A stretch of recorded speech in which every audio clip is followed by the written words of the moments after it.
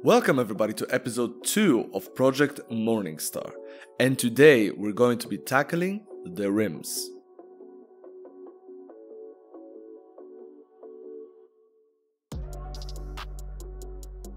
So the first thing to do is to give them a good wash.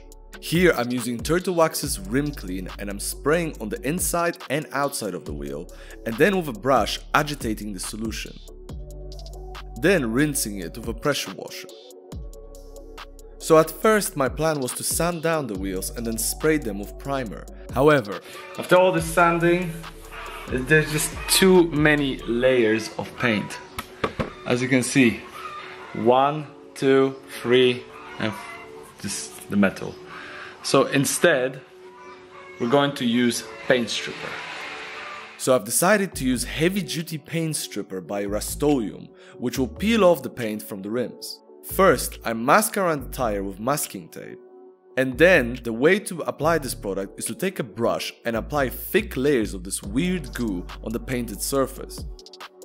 Leave it for around 10 to 15 minutes and allow it to do its magic. As you can see, the paint is starting to sizzle and lift off the rim. And now you can use a spatula or a scraper to peel the paint off. Or like in my case, I used the pressure washer to get it off quickly. Here is the result after one coat of stripper. So I had to apply another coat of the paint stripper to get rid of the remaining paint. In hindsight, I should have bought another can of this stuff. Now after most of the paint is peeled off, I'm prepping the surface of the rim with 320 grit sandpaper to get rid of the remainder of the paint. This process took longer than expected, but uneven surface will destroy the finish and potentially crack the paint in the future. I was not too worried about the inside of the rim, so I did some light sanding and removed the wheel weights. There are a few big scratches on the top face of the rim that need to be filled with some Bondo, otherwise it will show up in the final result. So here I'm using Bondo with hardener, a kitchen knife, spatula and a piece of cardboard taped over with tape. Now the ratio of putty to hardener is a golf-sized ball of putty to a pea-sized ball of hardener, but it's up to you.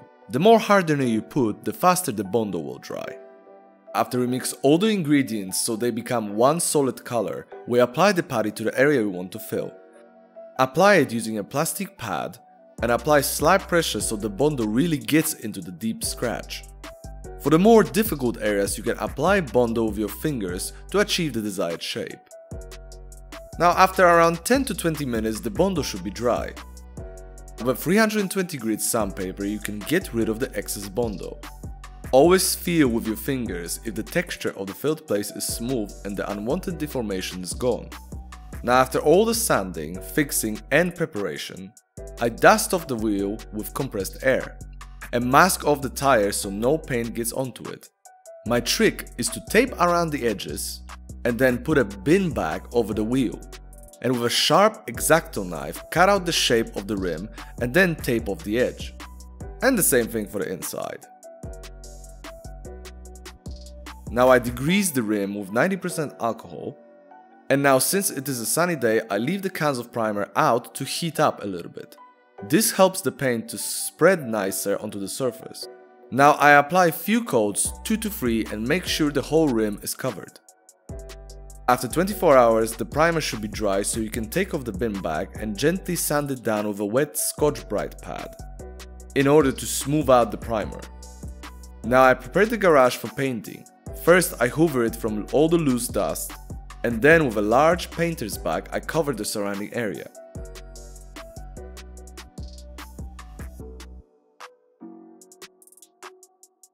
So now that the whole area is set up and the rims are retaped again, I give the rims a final wipe down with a damp microfiber cloth. I'm using my 50-liter Stanley compressor and I'm going to set it to around 2 bars, and the pistol I'm using is a cheap Parkside gun I bought at a store. It is really important to shake the paint can before opening. I'm using a jet black acrylic paint with hardener and thinner, all provided by the same manufacturer. The ratio to mixing the paint is 2 parts paint to 1 part hardener and 15% of thinner. Mix it well and then pour it into the gun. Now when it comes to using the compressor and the gun to do this job, you really need to be careful as the overspray can go everywhere, so massive painter's bag such as these are essential so you don't ruin things in your garage or the place you are painting at. Spray cans are a little bit different as they do not produce as much overspray as the compressor and the gun, but you still need to be cautious. Now after everything is prepped and the wheels are positioned into the little blocks of wood, we can start painting. First I'm doing the inside of the rim and then the top. Now I'm doing 3 coats of paint, first a light tack coat so the paint can stick to the rim, and then after 10 minutes a second thicker coat.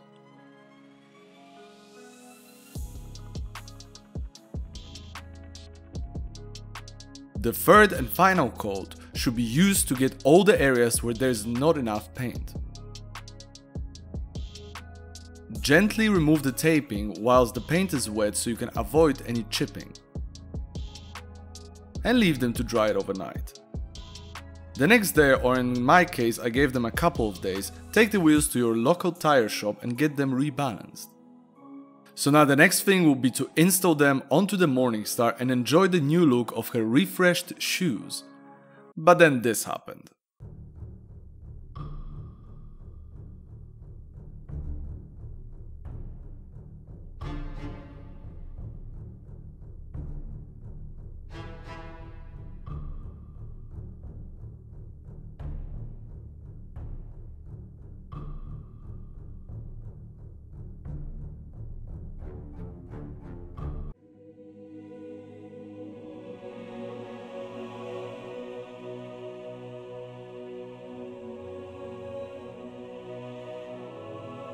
Sometimes in life, no matter how many steps you take forward, there's always going to be at least one step back. The wheel has fallen and the paint chipped. How did this happen, you might ask? Not sure. But I have a suspicion who the culprit might be.